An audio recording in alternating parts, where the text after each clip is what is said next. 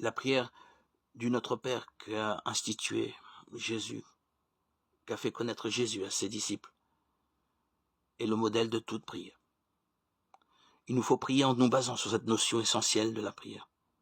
Lorsque les disciples demandèrent au Seigneur de leur apprendre à prier, il leur répondit par les paroles du Notre Père, créant ainsi un modèle à la fois concret et universel.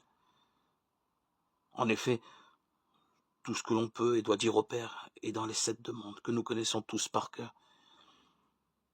Il y a en elles une telle simplicité que même un enfant les apprend, et en même temps, une telle profondeur, qu'on peut méditer pendant une vie entière sur le sens de chacune d'elles. N'est-ce pas vrai?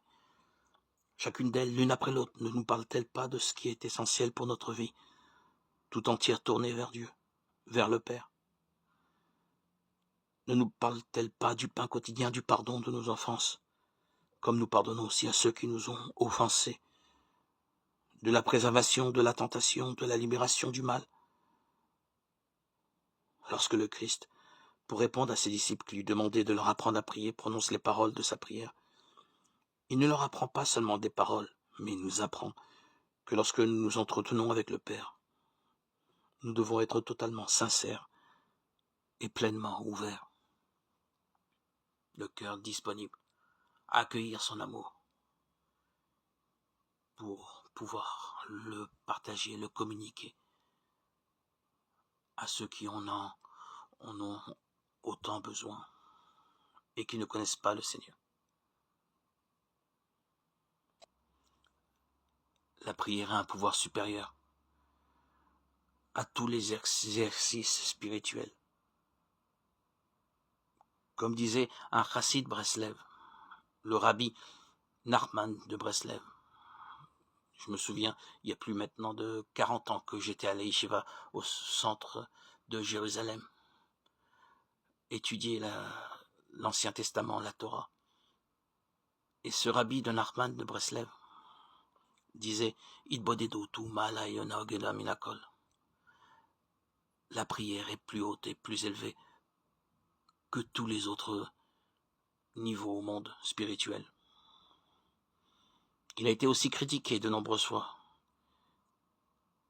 mais en lui régnait la vérité, la douceur et la force de sa prière, qui aujourd'hui, encore en Israël, à Jérusalem, il y a des écoles en son nom qui étudient ses livres.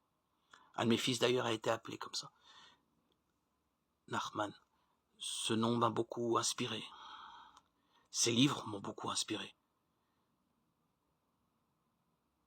Le Seigneur, pas pour rien, m'a conduit à le connaître, à l'étudier, à le lire. Car dans la prière, toutes les clés, toutes les portes s'ouvrent. La prière est le sésame, ouvre-toi. Il ouvre toutes les portes. Que ce soit d'ordre spirituel, matériel. Dans la prière, nous rencontrons Dieu. C'est un véritable dialogue, un cœur à cœur. Et ce lien devient indéfectible. Le chrétien se doit de prier, tous les jours, quotidiennement. Un chrétien qui ne prie pas, cela n'existe pas. S'il ne peut pas dans son milieu professionnel, le silence est une prière. Ou une prière n'est pas obligatoirement verbale, elle peut être mentale. Prier Dieu, rester en lien avec Dieu.